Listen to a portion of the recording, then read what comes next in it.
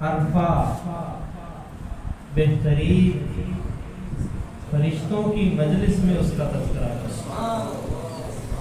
ہم یہاں بیٹھ کر اللہ کا تذکرہ کر رہے ہیں, اللہ کی یاد میں بیٹھے ہیں, حضور کے عشق میں بیٹھے ہیں. تو اللہ پاک حدیث قدسی میں فرماتے ہیں جو لوگوں کی مجلس میں, انسانوں کی مجلس میں میرا تذکرہ کرتا ہے, فرمایا میں اس مجلس سے بہتر آسمانوں میں فرشتوں کی مجلس میں اس کا تذکرہ کرتا ہوں. اور فرمایا اے میرے بندے تو مجھے بھول جاتا ہے, میں پھر بھی تجھے یاد کرتا ہوں.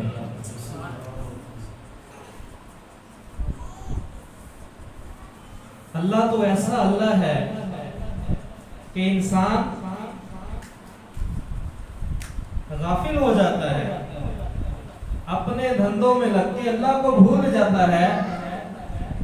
اللہ پاک فرماتے ہیں میرے بندے تو دنیا میں لگ کے مجھے بھول جاتا ہے, میرا رب تجھے پھر بھی یاد کرتا ہے, انتظار کرتا ہے کہ کب میرا بندہ میری طرف لوٹ کر آئے, مجھے یاد کرے, میرے سامنے آ کے توبہ کرے اور میں اپنے بندے کی توبہ کو قبول کروں. اس اللہ کی یاد میں بیٹھے ہیں میرے بھائی,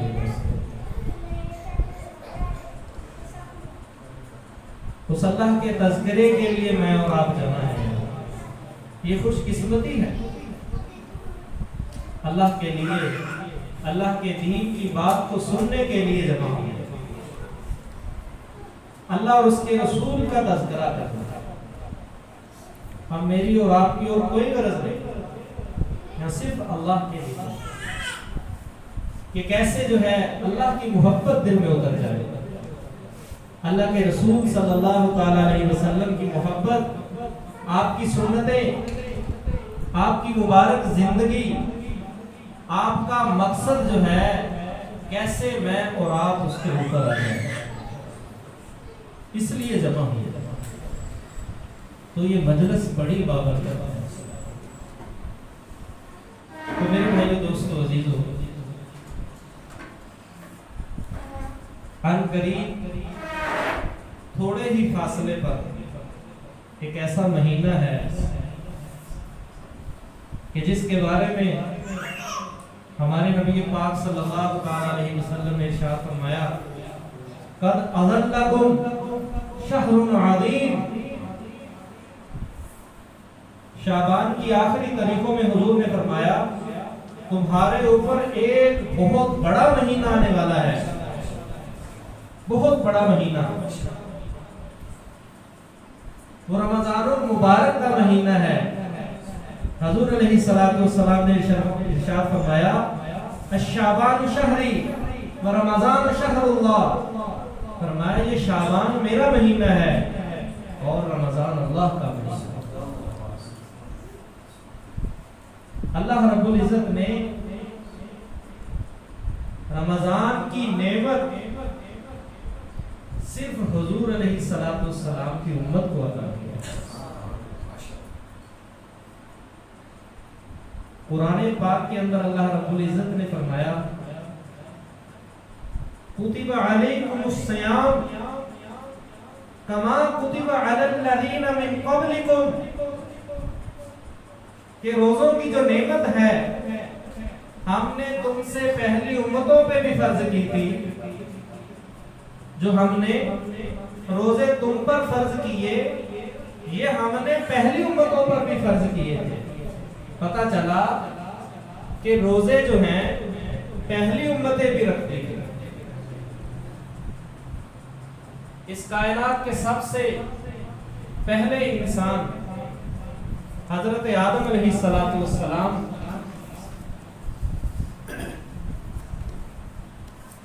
جب جنت سے دنیا میں بھیجے گئے تو حضرت آدم علیہ السلام اپنی اس بھول پر جو جنت میں ہو گئی تھی، اس بھول پہ اللہ سے معافی مانگ رہے ہیں۔ ایک روایت میں آتا ہے آدم علیہ السلام کے آنسو ایک طرف اور باقی امت کے آنسو ایک طرف، کہ اتنا اللہ کے آگے روئے، فرمایا ان کے آنسو بڑھ جائیں گے۔ جب اللہ نے معاف کر دیا تو حضرت آدم علیہ السلام نے اپنا چہرہ دیکھا۔ جنت سے آئے تھے نا، جنت کے خوبصورت چہرے، جنت کی خوبصورت نعمتیں، سب کچھ دیکھ کے آئے تھے اور جنت کا چہرہ بھی یاد تھا۔ حضرت آدم علیہ السلام نے جب اپنا چہرہ دیکھا تو دیکھا جو حسن جنت والے چہرے کا تھا وہ حسن نہیں رہا۔ اللہ سے دعا مانگی کہ اے اللہ میرا وہ جنت والا حسن مجھے لوٹا دے، میرا جنت والا جو حسن ہے وہ مجھے لوٹا دے۔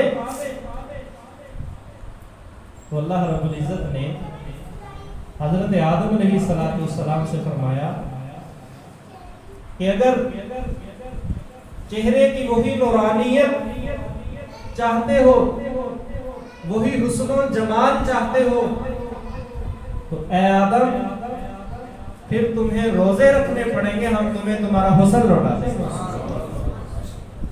روایات میں آتا ہے کہ ایام بیز کے حضرت آدم علیہ السلام کے لیے روزے اللہ رب العزت نے ارشاد فرمائے۔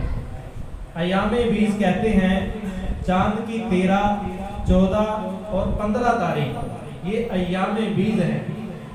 حضرت آدم علیہ السلام نے جب 13 تاریخ کا روزہ رکھا تو دیکھا کہ میرے حسن میں اضافہ ہوا۔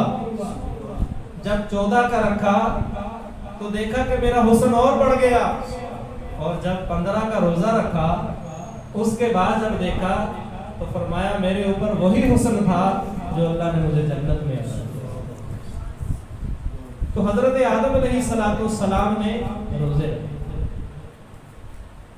شاہ عبد القادر جیلانی محبوب سبحانی رحمت اللہ علیہ، رمضان، لفظ رمضان،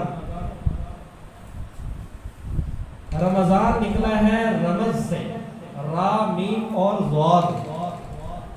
اگر عربی لغت میں اس کے معنی ہم دیکھیں تو اس کے معنی ہمیں ملیں گے جلانا، اس کے ہیں جلانے کے۔ اب جلانا ظاہری لفظوں سے بھی سمجھ میں آ رہا ہے کہ اس میں رمضان جلا دیتا ہے کس کو؟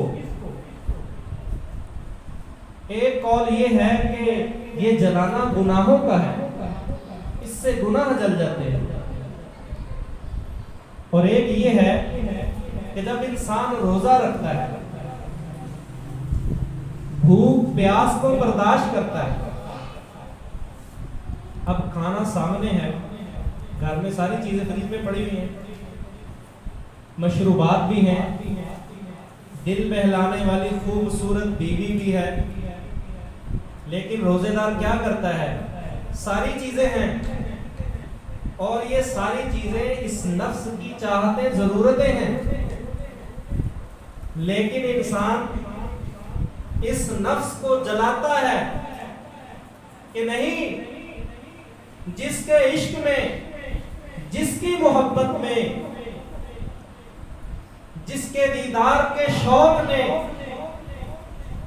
مجھے روزہ رکھوایا ہے، اس کی محبت اور عشق کا تقاضا یہ ہے کہ میرے پاس ساری سہولتیں ہیں، اے نفس ساری سہولتیں ہیں، لیکن جس ذات کا دیدار، جس ذات کے لیے میں نے روزہ رکھا ہے، وہ اس بات کا تقاضا کرتا ہے کہ سہولتیں تو ساری ہیں، لیکن میرے اللہ نے، میرے رب نے، پالنے والے نے، جو میرا پالنے والا ہے، پیدا کرنے والا ہے، کھلانے والا ہے، مجھے چلانے والا ہے، اس اللہ کی محبت کا، عشق کا تقاضا یہ ہے میں ان ساری چیزوں سے بچا لوں، نفس کو جلا دیتا ہے۔ اور تیسری بات کہ رمضان کا مہینہ جب آتا ہے تو اللہ رب العزت حکم فرماتے ہیں سرکش شیاطین کو قید کر دو، سرکش شیاطین کو قید کر کے زنجیروں میں باندھ کر جو پھینکا جاتا ہے، فرمایا جہنم کی آگ میں جلا دیا جاتا ہے۔ تو رمضان، پیران پیر شاہ عبد القادر جیلانی محبوب سبحانی فرماتے ہیں کہ رمضان اس میں را میم ضاد الف نون، فرمایا ہر ایک لفظ اپنا معنی رکھتا ہے۔ فرمایا را سے مراد رمضان المبارک کی جو را ہے، لفظ رمضان میں جو را ہے، فرمایا اس سے مراد رحمت ہے،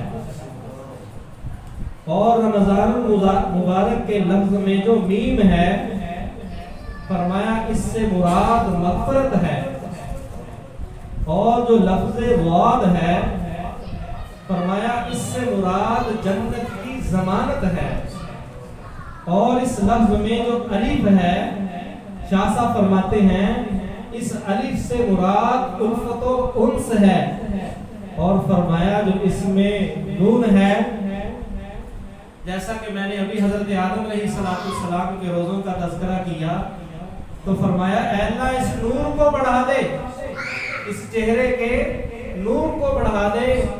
تو شاہ صاحب فرماتے ہیں کہ نون سے مراد کہ جو رمضان کے روزے رکھے گا، فرمایا اس کے چہرے کا نور بڑھا دے گا۔ تو رمضان اپنے اندر اللہ کی رحمتیں، اللہ کی جو ہے نظر، اللہ پاک کی رحمت، اللہ پاک کی توجہ، وہ ساری کی ساری رمضان اپنے ساتھ لیے ہوئے ہیں۔ جیسے ہی رمضان آتا ہے، اب ہمارے نبی پاک صلی اللہ تعالی علیہ وسلم نے خبریں دی، جیسے ہی رمضان آتا ہے تو فرمایا سب سے پہلا کام کیا ہوتا ہے؟ جو سب سے زیادہ پریشانی ہے نا آج انسانوں کو، ہمارے نبی پاک صلی اللہ تعالی علیہ وسلم نے ارشاد فرمایا کہ سب سے زیادہ جو پریشانی ہے رزق کی ہے، فرمایا جیسے ہی رمضان کا مہینہ آتا ہے ایمان والوں کا رزق بڑھا دیتا ہے، اور رحمت کے وہ دروازے جو اللہ رب العزت پورے سال مخصوص وقت میں کھولتے ہیں، فرمایا جب رمضان آتا ہے تو رحمت کے دروازے کھول دیے جاتے ہیں، اور جب اللہ کی رحمت کے در کھل جائے، جو داتا خود صدائیں دے، حل من سائل، سوالی کوئی ہے اس کے سوال کو ہم پورا کریں، جو داتا، جو دینے والا، جو مشکل کشا خود کہہ رہا ہو مشکلیں مجھے بتاؤ، حاجتیں مجھ سے پوری کرواؤ، تو جب ہم اس سے مانگیں گے تو کیا وہ عطا نہ کرے گا؟ اللہ تو ہر وقت عطا کے لیے ہے۔ اور فرمایا کہ رمضان المبارک کے ہر دن میں، رمضان المبارک کے ہر دن میں روزے دار کے لیے ایک دعا اللہ نے مخصوص کر دی، ایک دعا، فرمایا روزے دار کی اس دعا کو اللہ رب العزت ضرور قبول کرے۔ یہ عطائیں صرف امت محمدیہ کو، یہ نوازشیں حضور علیہ السلام کے صدقے اس امت کو ملی، اس امت سے پہلے کسی کو رمضان نہیں ملا۔ داؤد علیہ السلام کے روزے، ایک دن روزہ ایک دن افطار، یعنی 6 مہینے روزے 6 مہینے افطار، اور عیسیٰ علیہ السلام کے روزے فرمایا 2 مہینے ان کے روزے، اور موسیٰ علیہ السلام کے 40 دن روزے، اور امت محمدیہ جب ان کے روزوں کی باری آئی تو فرمایا 1 مہینے کے روزے، وہ روزے رمضان المبارک کی برکتوں کے ساتھ، اور فرمایا کچھ چیزیں خاص امت محمدیہ کو دی گئی ہیں، پہلی امتوں کو نہیں ملی۔ کچھ نعمتیں رمضان المبارک کی صرف اس امت کو عطا کی گئی، کسی اور کو عطا نہیں کی گئی۔ فرمایا رمضان المبارک کی برکتیں اور جو ہے رمضان المبارک کے اندر دیگر انعامات صرف امت محمدیہ کو ملتے۔ ان میں سے ایک انعام یہ ملتا ہے کہ روزے دار جب روزہ رکھتا ہے، روزے دار جب روزہ رکھتا ہے تو فرمایا سارا دن بھوک سے جب شام کا وقت ہوتا ہے تو اس کے معدے سے ایک بو آتی ہے، اس کے معدے سے ایک بو آتی ہے۔ اللہ رب العزت فرماتے ہیں امت محمدیہ کے روزے دار کے منہ سے جو بو آتی ہے، اللہ پاک نے فرمایا مجھے یہ بو مشک سے بھی زیادہ محبوب ہے، مشک سے بھی زیادہ محبوب ہے۔ فرمایا اس کا کیا مطلب؟ مطلب یہ ہے کہ کل قیامت کے دن جب روزے دار اللہ کی بارگاہ میں حاضر ہوں گے اور روزوں کی وجہ سے جو ان کے اندر سے معدے سے جو بو آتی تھی، فرمایا قیامت کے دن اللہ رب العزت اس ساری بو کو جو ہے مشک بنائیں گے اور مشک بنا کر اپنے بندے کو عطا دیں گے، خوشبو ہی خوشبو ہو جائے گی۔ اور دوسرا فرمایا کہ امت محمدیہ کے روزے دار جب روزہ رکھیں گے، فرمایا دریا کی مچھلیاں جو ہے، دریا کی مچھلیاں تک ان روزے داروں کے لیے دعائیں مغفرت کریں۔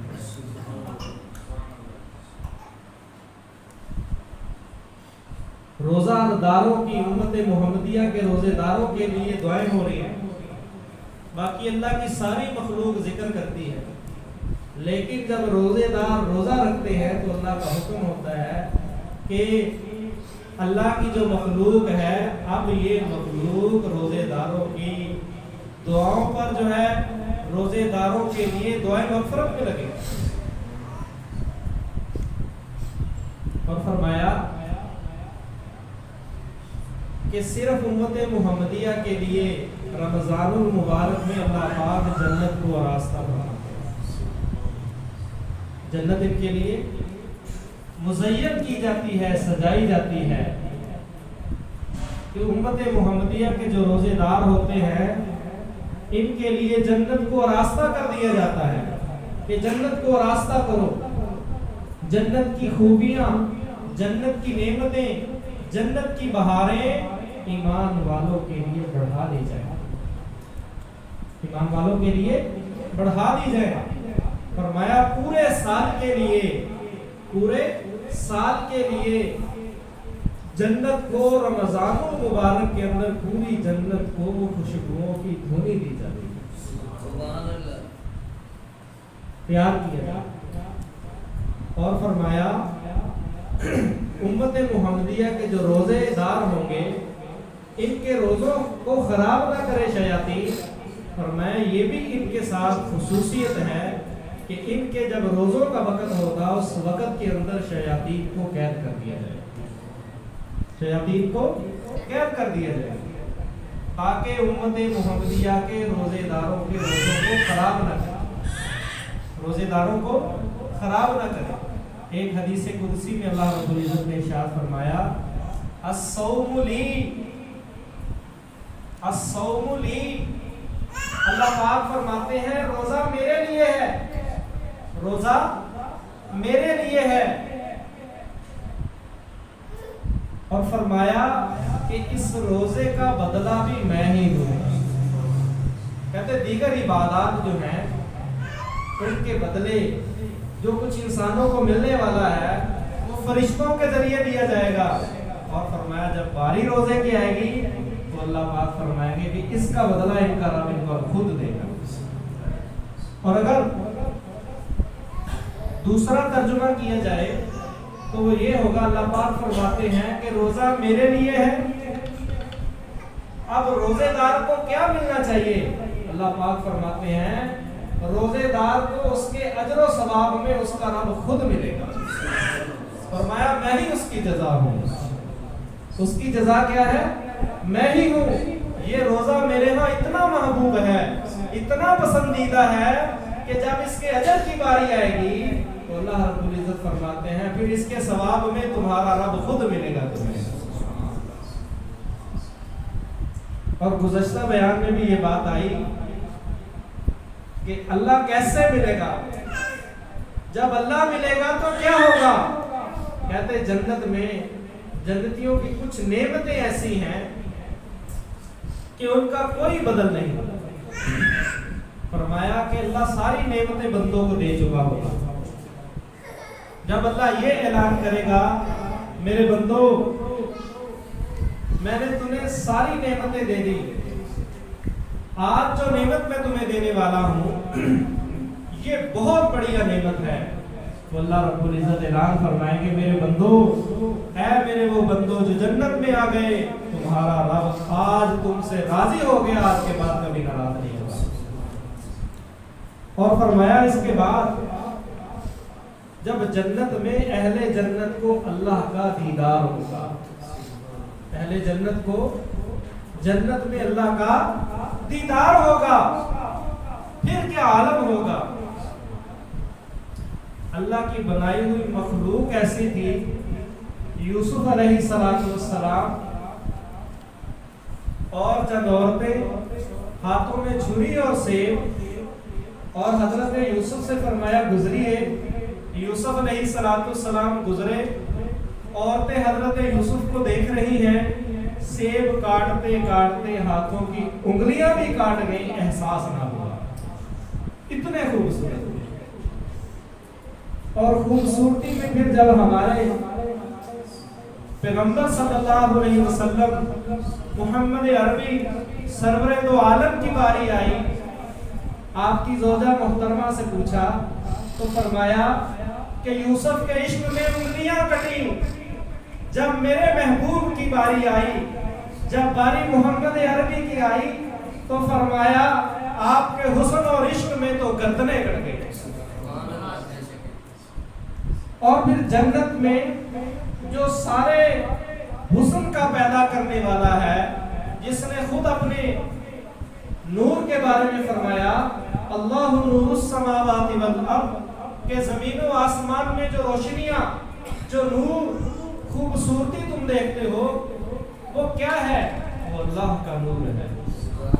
اہل جنت جب جنت میں اللہ کا دیدار کریں گے, اللہ کو دیکھیں گے, فرمایا جب اللہ کا دیدار 70,000 نورانی پردوں کو ہٹایا جائے گا, اللہ کی ذات کا دیدار ہوگا, لوگ ایسے دیدار میں مگن ہو جائیں گے, 8 لاکھ سال گزر جائیں گے, لوگوں کو پتہ بھی نہ چلے گا. اللہ کے نور میں اللہ کا جو حسن ہے اس میں اہل جنت ایسا مشغول ہوں گے, 8 لاکھ سال بعد اللہ فرمائیں گے کہ جاؤ, چلے جاؤ, اپنی جنتوں میں لوٹ جاؤ. کہیں گے اللہ ابھی تو آپ کا دیدار شروع ہوا تھا, تو ان کو بتایا جائے گا 8 لاکھ سال گزر گئے. فرمایا اللہ کا نور حسن ایسا ہے کہ اہل جنت جب اس حسن کو دیکھ کر واپس لوٹیں گے تو فرمایا ان کی بیویاں ان سے پوچھیں گی یہ نور تمہیں اتنا نور, اتنے حسین جو تم ہو گئے یہ کیسے ہو گئے؟ فرمایا جو اللہ کو دیکھیں گے ان کا حسن خود بخود بڑھنا شروع ہو جائے گا. ایسے تو نہیں لوگوں نے جانے دے دی. اللہ کے عشق میں, اللہ کے عشق میں جانے ایسے تو نہیں قربان ہو گئے. لوگوں نے سر دھڑ کی بازیاں لگا دی, تلوار کاٹ رہی ہے, تلوار جگر کے 2 ٹکڑے کر رہی ہے. وہ اللہ کے عشق میں ڈوبا ہوا شخص کہتا ہے فزت برب الکعبہ, رب کعبہ کی قسم میں کامیاب ہو گیا. کربلا کے میدان میں جو سر نیزوں پہ لٹکے وہ کیوں لٹک گئے؟ وہ اللہ کے عشق میں لٹک گئے, اللہ کی محبت میں, اللہ کے لیے لٹ گئے. جنہوں نے اللہ کی عبادت کی حلاوت، اللہ کے عشق کا مزہ، اللہ کے ساتھ تعلق کا مزہ دیکھ لیا، میرے بھائیوں دوستوں عزیزوں، پھر ان کے لیے یہ دنیا دنیا نہ رہی۔ کہتے ہیں کہ اللہ والے کی موت کا وقت آیا، اللہ رب العزت نے بھیجا فرشتے کو کہ جاؤ میرے فلاں ولی کو لے آؤ، میرے فلاں ولی کو لے آؤ۔ تو فرمایا، فرشتہ پہنچا اور بتایا کہ میں ملک الموت ہوں، میں ملک الموت ہوں۔ تو اللہ والے فرمانے لگے کیا بہترین مہمان آیا ہے۔ کیا فرمایا؟ کیا بہترین مہمان آیا ہے جس کا مدتوں سے انتظار تھا، کہ جس کے عشق میں دنیا میں کھڑے، دنیا کی ساری رنگینیوں پہ، زینتوں پہ، نعمتوں پہ ایک طرف کر دیا ان کو، اللہ کے عشق میں، اللہ کی محبت میں۔ فرمایا کیا بہترین مہمان آیا ہے جو آج اس روح کو نکال کے دنیا سے کاٹ کے اللہ کے ساتھ جوڑے گا۔ فرمایا اللہ پاک فرماتے ہیں پوچھ لینا کس حال میں آنا ہے میرے پاس، کیا اختیار دیا ہے؟ کہاں؟ کہ پھر ایسے کرو کہ میں وضو کر کے 2 رکعت پڑھتا ہوں، جب سر پیدا کرنے والے کے قدموں میں رکھ دوں تو فرمایا روح کو قبض کر لیں۔ جنہوں نے اللہ کا تعلق پایا، کیسے پایا؟ حضور علیہ السلام کی سنتوں کے ذریعے۔ اللہ تک پہنچنے کی سیڑھی کیا ہے؟ محمد الرسول اللہ۔ اس کی مثال ایسے ہے، لا الہ الا اللہ ایک کنارہ ہے، محمد الرسول اللہ دوسرا کنارہ ہے۔ ہم دیکھتے ہیں دنیا کا مشاہدہ ہے کہ جو پانی کناروں کی پابندی کرتا ہے، کناروں کے اندر رہ کے چلتا ہے، جتنی تیز اس کی روانی ہو اس سے ہر ایک نفع اٹھائے گا۔ اگر یہی پانی کناروں کو توڑ دے، کناروں سے تجاوز کر جائے، کناروں کی سرکشی اختیار کرے، تو فرمایا یہ پانی جس سے انسان، چرند پرند، جانور ہر چیز نفع اٹھاتی ہے، جس کے ذریعے، جس پانی کی مدد سے بڑی بڑی بلڈنگیں کھڑی کر دی جاتی ہیں، فرمایا جب یہ پانی سرکش ہو جاتا ہے، کناروں کو توڑ دیتا ہے، پابندی توڑ دیتا ہے، حدود کو کراس کر جاتا ہے، یہی پانی دنیا کے اندر فساد کا ذریعہ بنتا ہے۔ اور ہماری مثال بھی یہی ہے کہ جو لوگ لا الہ الا اللہ محمد الرسول اللہ یہ زندگی گزارنے کے 2 کنارے ہیں، فرمایا جو شخص ان کناروں کے اندر رہتا ہے اس کی ذات کو بھی نفع ہوگا، جو اس ذات سے تعلق رکھے گا اس کو بھی نفع ہوگا، اور جو ان کناروں کو توڑ دے گا، تجاوز کر جائے گا، حدود اللہ توڑ دے گا، فرمایا خود بھی نقصان میں ہوگا، اور جو اس کے ساتھ جڑتا چلا جائے گا وہ بھی نقصان میں ہوگا۔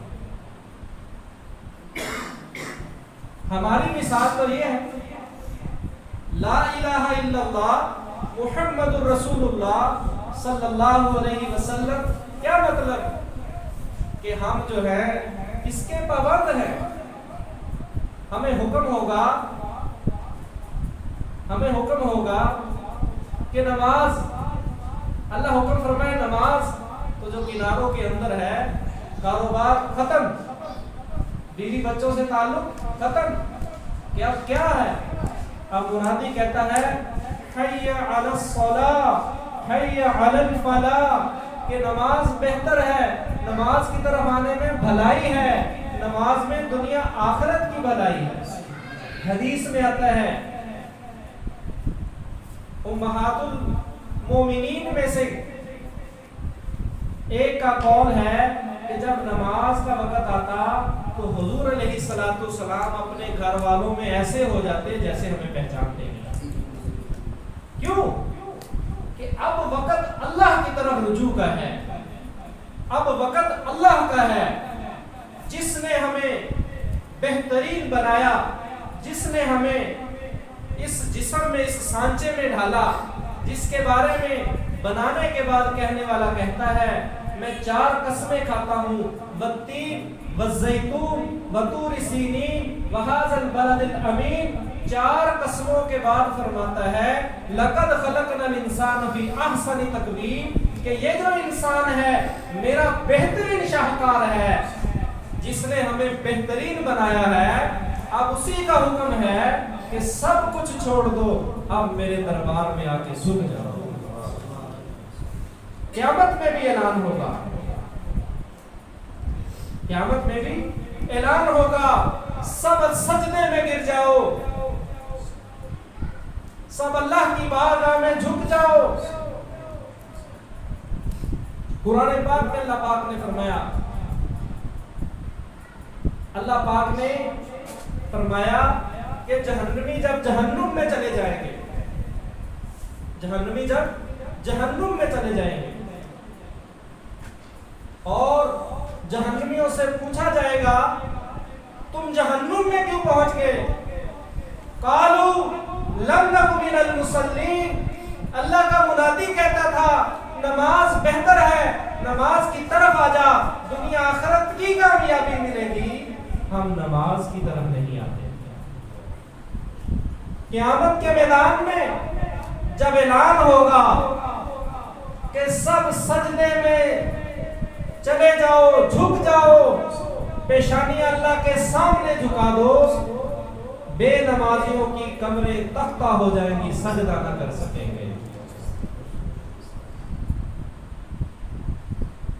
تو میرے بھائیو دوستو عزیزو،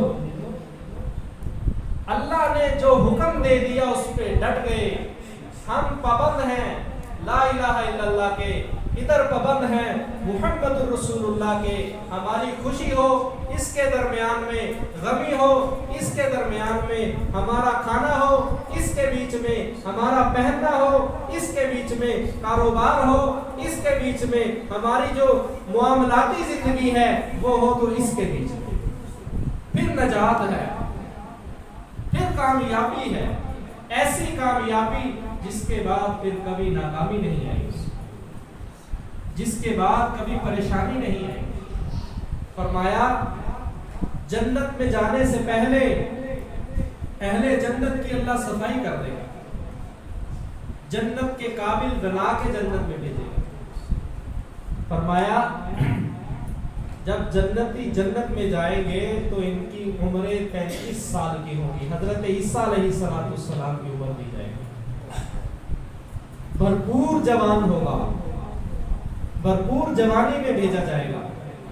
اور فرمایا اس کو قد حضرت آدم علیہ السلام کا دیا جائے گا، 60 ہاتھ اس کا قد ہوگا، 90 فٹ۔ اور فرمایا جب اس کے بارے حسن کی آئے گی تو فرمایا اس کو حسن یوسف عطا کیا جائے گا، جیسے حضرت یوسف علیہ السلام خوبصورت تھے، فرمایا ایسا اس کو حسن دیا جائے گا۔ اور فرمایا کہ اس میں انسان کی زندگی کا کردار کیسا ہوگا، اخلاق کیسے ہوں گے، تو فرمایا کہ جس کی قرآن گواہیاں دے، جس کے اخلاق کی باری ہے تو قرآن اترے، فرمایا اس کے وہ اخلاق دیں گے، محمد عربی کے اخلاق دیے جائیں گے، جن کے بارے میں فرمایا وَإِنَّكَ لَعَلَىٰ خُلُقٍ عَظِيمٍ، کہ اس کائنات میں سب سے بہترین کردار، سب سے بہترین اخلاق محمد عربی صلی اللہ تعالیٰ علیہ وسلم کو عطا کیے گئے۔ اہل جنت کو جنت میں جانے سے پہلے یہ خوبی دے کے بھیجا جائے۔ فرمایا قیامت کے میدان میں کچھ لوگ ہوں گے ان کے نامہ اعمال دائیں ہاتھ میں ہوں گے، کہاں ہوں گے؟ دائیں ہاتھ میں ہوں گے۔ قرآن کہتا ہے وَأَصْحَابُ الْيَمِينِ مَا أَصْحَابُ الْيَمِينِ فِي سِدْرٍ مَّخْضُودٍ وَطَلْحٍ مَّنضُودٍ وَظِلٍّ مَّمْدُودٍ وَمَاءٍ مَّسْكُوبٍ وَفَاكِهَةٍ كَثِيرَةٍ لَّا مَقْطُوعَةٍ وَلَا مَمْنُوعَةٍ وَفُرُشٍ مَّرْفُوعَةٍ۔ فرمایا دائیں ہاتھ والے کیا شان ہوگی میدان محشر میں، دائیں ہاتھ والے فی سدر مخضود، بغیر کانٹوں کے بیریاں، وطلح منضود، تہ بتہ لگے ہوئے کیلے، وماء مسکوب، بہتا ہوا پانی، وفاکہۃ کثیرہ، فرمایا پھل فروٹ اتنا زیادہ ہوگا، بہت زیادہ ہوگا، کثیرہ بہت زیادہ ہوگا. لا مقطوعۃ ولا ممنوع، دو کام جن کا خطرہ دنیا میں رہتا تھا کہ پھل ختم نہ ہو جائے، ان پھلوں سے ہمیں روک نہ دیا جائے. فرمایا جنت میں یہ پریشانی نہیں ہوگی. لا مقطوعۃ ولا ممنوع، نہ تو ختم ہوں گے اور نہ کبھی نعمتوں سے تمہیں روکا جائے. ایسی نعمتیں اللہ رب العزت نے اپنے بندوں کے لیے تیار کی، اور یہ ساری نعمتیں ملنے والی ہیں کس کو؟ جو لا الہ الا اللہ محمد رسول اللہ ان دو کناروں کے اندر اپنی زندگی کو لے کے جائے.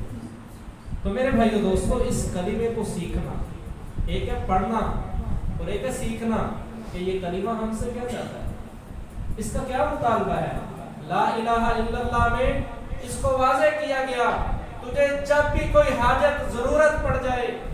ایک اللہ والے نے عجیب الہ کا ترجمہ کیا، مطلب سمجھایا آسان لفظوں میں. مولانا احمد علی لاہوری رحمۃ اللہ علیہ مفسر قرآن گزرے ہیں، جن کا انتقال بھی رمضان المبارک میں ہوا. فرمایا اگر کوئی شخص یہ دیکھنا چاہے کہ میرا تعلق کس سے ہے، میرا الہ کون ہے، میں اپنا عبادت گزار کسے مانتا ہوں، فرمایا جب بھی اس کو ضرورت پڑے سب سے پہلا دھیان جس طرف اس کا جائے تو فرمایا وہی اس کا الہ ہے، وہی اس کا الہ ہے. تو ہمارا ہر حال میں الہ کون ہے؟ اللہ ہے، اللہ کے سوا کوئی نہیں. عیسائی یہودی کیوں رد کر دیے گئے؟ لو کان فیہما آلہۃ الا اللہ لفسدتا. انہوں نے کہا تین خدا ہیں، انہوں نے کہا تین خدا ہیں، قرآن نے رد کر دیا.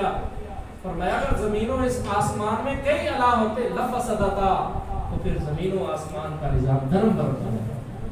تو کائنات چلانے والا کون ہے؟ ایک اللہ ہے، اللہ کے سوا کوئی نہیں. اور وہ اللہ کیسے دیتا ہے؟ محمد رسول اللہ. حضور علیہ السلام سیدھی ہیں، آپ ذریعہ ہیں، آپ کے صدقے آپ کے طفیل ملتا ہے. تو جو ایسی زندگی گزارے گا اللہ رب العزت اس کو دنیا اور آخرت میں کامیاب. اب تین باتیں، رمضان آ رہا ہے، دو تین باتیں جو ہم اس رمضان میں کریں گے تو پورا فائدہ ہوگا. عام زندگی میں بھی سن لیں، سب سے بڑی نیکی کیا ہے؟ اولاد کس سے پیدا ہوتی ہے؟ باپ سے یا ماں سے؟ کیوں جی؟ اولاد ماں سے پیدا ہوتی ہے نا جی. اولاد آنے کا ذریعہ کون ہے؟ ماں ہے. تو ایک نیکی کے بارے میں کہا جاتا ہے ام الحسنات، تمام نیکیوں کی ماں. کیوں کہا جاتا ہے؟ اس لیے کہا جاتا ہے کہ اس سے ساری نیکیاں زندہ ہوتی ہیں، اس سے ساری نیکیاں زندہ ہوتی ہیں. تو سب سے بڑا اجر ام الحسنات کا ہے. ام الحسنات کیا ہے؟ کہ جیسے خود خیر کے کاموں میں لگا ہے، جیسے خود خیر کے کاموں میں لگا ہے، اسی طرح دوسروں کو خیر کے کاموں میں لانے والا بن جائے. دعوت دے. سب سے بڑی عبادت، عبادات میں سب سے اونچا درجہ دعوت کا ہے، ام الحسنات ہے. اس دعوت سے دین کے سارے شعبے زندہ ہوتے ہیں، ہر شعبہ سے زندہ ہوتا ہے. اور اس کے بعد درجہ ہے سیکھنے اور سکھانے کا، مدارس کا، کہ جس میں سیکھا سکھایا جائے. حضور نے فرمایا سب سے بہترین شخص کون ہے؟ فرمایا جو قرآن کو سیکھے اور سکھائے. اور تیسرا درجہ ہے ذکر و عبادت کا. ذکر و عبادت فرمایا جب ذکر و عبادت علم کے ساتھ ایمان بڑھتا ہے، دعوت سے ایمان کے مقدر عمل ہوتا ہے، اور جب ایمان کے ساتھ علم جڑتا ہے، اس علم کے بعد جب ذکر ہوتا ہے تو فرمایا پھر روحانیت بیدار ہوتی ہے. تو ہم خود بھی روزے رکھیں گے، خود بھی نیکی کریں گے اور دوسروں کو اس کی دعوت بھی دیں گے. جو نہیں دیں گے سارے بھائی انشاءاللہ سارے بھائی دعوت دیں گے. اور پھر جو ہے جو بھائی قرآن نہیں پڑھا ہوا ذہن میں آتا ہے نا جی ہم تو پڑھے نہیں ہوئے، ہم کیا کریں؟ تو اس کے بارے میں بھی نسخہ ہمارے بزرگ فرماتے ہیں کہ جو قرآن نہیں نہ پڑھا ہوا، مثلا ایک سپارہ ہمارے بزرگ فرماتے ہیں کم از کم ایک بندہ پڑھے روزانہ، کتنا جی؟ ایک پارہ۔ اگر ایک پارے کو پورے دن میں تقسیم کرے تو میرا خیال ایک نماز میں پاؤ بھی نہیں آتا، ایک نماز میں ایک پاؤ بھی نہیں آتا، تھوڑا سا آتا ہے حصہ۔ ہر نماز میں اگر قرآن کو کھولے، ہر نماز میں کھولنے کا ثواب، دیکھنے کا ثواب، چھونے کا ثواب، پڑھنے کا ثواب، وضو کا ثواب، کتنے ثواب جمع ہو رہے ہیں؟ قرآن کو پڑھنے کے کتنے ثواب جمع ہو رہے ہیں؟ تو فرمایا جتنی دیر میں، مثال میں ہم ایک بندہ آدھے گھنٹے میں یا 20-25 منٹ میں کیا کرتا ہے؟ ایک پارہ پڑھ لیتا ہے۔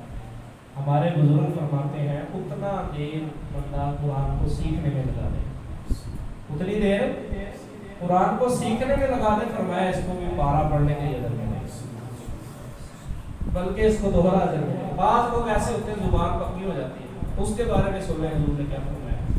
ہمارے نبی صلی اللہ تعالیٰ علیہ وسلم نے فرمایا کہ جو پڑھتا ہے، پڑھتے ہوئے اٹکتا ہے، پڑھتے ہوئے اٹکتا ہے، تو فرمایا اس کو 2 اجر دیں گے۔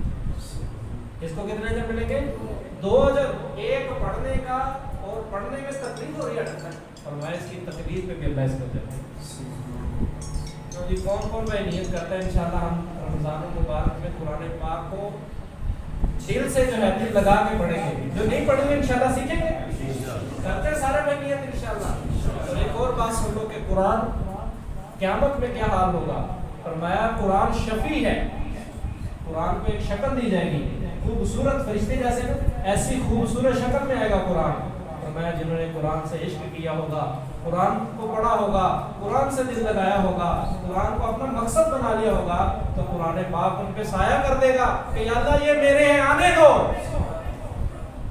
اور اللہ پاک فرمائیں گے کہ تو میرا کلام ہے، آج تو جو کہے گا ہم مانیں گے۔ فرمایا یہ شفیع ہے، اس کی شفاعت قبول کر لی گئی۔ اہل قرآن کو اللہ کوئی حساب کتاب نہیں، بغیر حساب کتاب کے اندر داخل کرے گا۔ اور فرمایا جو اس کو سینے میں محفوظ کر کے آئے گا، یقال لصاحب القرآن اقرا وارتقی ورتل۔ اللہ پاک قیامت کے میدان میں فرمائیں گے اے حافظ قرآن آ جا، اے حافظ قرآن، یقال لصاحب القرآن، قرآن والے سے کہا جائے آ جا، کیا کرنا ہے؟ اقرا، پڑھ جیسا کہ دنیا میں تو پڑھتا ہے، اور ٹھہر ٹھہر کے پڑھ۔ کہاں کیسے پڑھ؟ ٹھہر ٹھہر کے۔ اور فرمایا کہ جنت میں جتنے درجے ہیں تو پڑھتا جا، قرآن کی جتنی آیات ہیں، جب آخری آیت ہوگی تو تیرا درجہ بھی وہی ہوگا۔ اور دوسری بات بھی ہے ساتھ، دوسری بات بھی ہے، فرمایا جیسے قرآن شفیع ہے، جھگڑالو بھی ہے، جھگڑا بھی کرتا ہے۔ قیامت میں ایک شفاعت ہوگی، ایک جھگڑا ہوگا۔ علماء نے لکھا ہے سال میں کم از کم ایک بار قرآن کا حق ہے ختم کرنا۔ کس کا حق ہے جی؟ تو فرمایا یہ جھگڑالو بھی ہے جس نے قرآن کو ساری زندگی پیچھے ہی چھوڑ دیا، تعلق ہی نہ بنایا، سیکھا ہی نہیں، پڑھا ہی نہیں۔ تو فرمایا پھر قرآن کہے گا یا اللہ یہی ہے جس نے مجھے نہیں پوچھا۔ تو پھر کیا ہوگا؟ فرمایا اس کی پکڑ ہو جائے گی۔ ایک واقعہ یاد آ گیا، ایک اللہ والے تھے تو قرآن نہیں آتا تھا، اللہ والا تو قرآن کے بعد ہی پڑھا، تو صبح فجر پڑھ لی اور جو ہے قرآن پاک کی ہر لائن پہ ہوئی تھی ابھی، اور یہ کہتے نام کہ یا اللہ یہ بھی حق فرمایا، سچ فرمایا، یہ معمول بنا لیا۔ کہتے جب موت آئی تو قبر میں دفنانے لگے، خوشبوئیں آ رہی ہیں، وہاں سے خوشبوئیں آ رہی ہے۔ تو پوچھا کہ اس کا کیا عمل تھا؟ تو بتایا گیا قرآن پہ صرف انگلی پھیرتا، قرآن پہ صرف انگلی پھیرتا۔ کتنے کاغذ پڑے ہیں یہاں پہ، کوئی نہیں اٹھاتا، صرف بسم اللہ لکھی پڑھی ہو، مسلمان کیا کرتا ہے؟ فوراً اٹھاتا ہے کہ قرآن کے ساتھ بسم اللہ۔ تو سارے بھائی کریں گے نا انشاءاللہ، اور ذکر کریں گے اللہ پاک کا، لا الہ الا اللہ کا ذکر جو ہے اٹھتے بیٹھتے ہیں جی، اور جو ہے نبی پاک صلی اللہ تعالیٰ علیہ وسلم کی ذات اقدس پہ درود پاک، آپ کی برکتوں سے تو سب کچھ ملا ہے۔ یہ ساری نعمتیں رمضان کی نعمت، اس میں جتنی نعمتیں ہمیں مل رہی کس کی بدکی، کس کے صدقے ہے؟ حضور علیہ السلام کے صدقے۔ اور حدیث میں آتا ہے کہ جس کے نامہ اعمال میں قیامت کے دن زیادہ توبہ پائی جائے گی، استغفار پایا جائے گا، تو فرمایا اللہ رب العزت اس کے نامہ اعمال کو دیکھ کر خوش ہو جائے گا۔ تو سارے بھائی نیت کرتے ہیں انشاءاللہ۔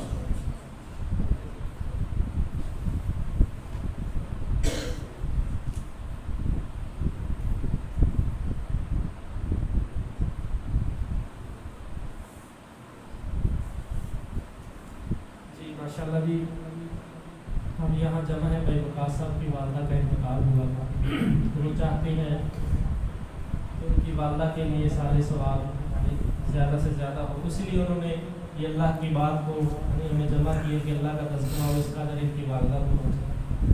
تو ایک موٹی سی بات یہ ہے کہ جو شخص حدیث میں آتا ہے، اس کا آخری جملہ ہی عرض کرتا ہوں، حضور نے فرمایا کہ جو شخص مرا اس حال میں کہ اس نے پیچھے نیک اولاد چھوڑی، تو فرمایا باقی لوگوں کا تو نامہ اعمال ہو جائے گا بند، جس نے نیک اولاد پیچھے چھوڑی ہوگی اس کا نامہ اعمال بند نہیں۔ اور ولد صالح یدعو لہ، حضور نے فرمایا جو نیک اولاد چھوڑ گیا یہ اس کا صدقہ جاری ہے، اس کا کیا ہے؟ صدقہ جاری ہے۔ مختصر سی بات بتاتا ہوں کہ ایک شخص فوت ہوا، اس کا بیٹا حافظ قرآن تھا، جلیبیاں بیچتا تھا، ہاں جی، تو اللہ والے قبرستان سے گزر رہے تھے، نیند آئی، بیٹھے تھوڑی دیر، نیند آ کے وہیں لیٹ کے دیکھا کہ قبریں پھٹی، لوگ ایک میدان کی طرف گئے اور وہاں سے چیزیں اٹھا رہے ہیں، ان میں سے ایک بوڑھے آدمی کو دیکھا وہ ٹیک لگا کے بیٹھے ہوئے ہیں، تو اللہ والوں نے خواب میں پوچھا یہ لوگ کیا کر رہے ہیں؟ کہتے مسلمان جو سالے ثواب کرتے ہیں نا، اپنے دنیا سے چلے جانے والے مردوں کے لیے جو سالے ثواب کرتے ہیں، یہ سارے اسی سالے ثواب کے برکتیں اٹھا رہے ہیں۔ تو انہوں نے خواب میں پوچھا وہ برکتیں آپ کیوں نہیں لے رہے؟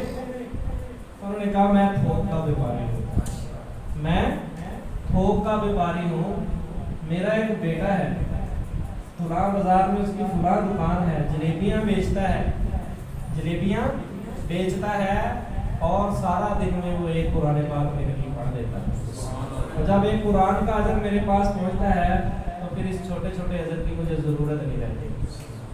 تو میرے بھائیو دوستو، نیک اولاد جو خود ایصال ثواب انسان کرتا ہے نا جی، اس جیسی کوئی ریس نہیں۔ اپنے ماں باپ کے لیے جو اجر و ثواب ایصال کرتا ہے میرے بھائیو دوستو، تو اس جیسی کوئی چیز نہیں۔ قرآن پاک بہت پڑھا جائے، اب سورہ اخلاص 3 دفعہ جو پڑھ لے، سورہ اخلاص 3 دفعہ پڑھی اور پڑھ کے کہا یا اللہ میری والدہ کو اس کا ایصال ثواب پہنچا دے، کہنے کی بھی ضرورت نہیں، دل میں اگر نیت ہو نا، بس دل میں اس نے سوچ کے پڑھا، وہ فرمایا ایک پورے قرآن پڑھنے کا اجر اس کے نامہ اعمال میں بتا دے۔ اگر یاسین پڑھ کے بھیجے تو فرمایا 10 قرآنوں کے مقدر سے۔ تو ایصال ثواب میرے بھائیو دوستو بہت بڑی چیز۔ اب باپ آپ نے ساری زندگی پالا پوسا، قرآن نے سکھایا نا رب ارحمہما کما ربیانی صغیرا، قرآن نے بتایا کہ تمہارے ماں باپ جو ہیں ان کے لیے دعا کیسے کرنی ہے۔ ان کی دعا یہ ہے رب ارحمہما، اے اللہ ہمارے والدین پہ رحم فرما، اس طرح جیسا کہ انہوں نے بچپن میں ہمارے اوپر رحم کیا۔ اب وہ تو دنیا سے چلے گئے، اب اگر ان کو نفع پہنچ سکتا ہے ہماری ذات سے، وہ کیسے پہنچے گا؟ ایصال ثواب۔ سارے بھائی جی خود بھی دین سیکھیں اور اپنی اولاد کو بھی دین سکھائیں۔ دنیا تو بقدر مقدر ہمیں ملنی ہے، لیکن دین بقدر مشقت ہی ملے گا، جتنی وہ دین کے لیے مشقت کرے گا اتنا سارے بھائی نیت کرتے ہیں انشاءاللہ۔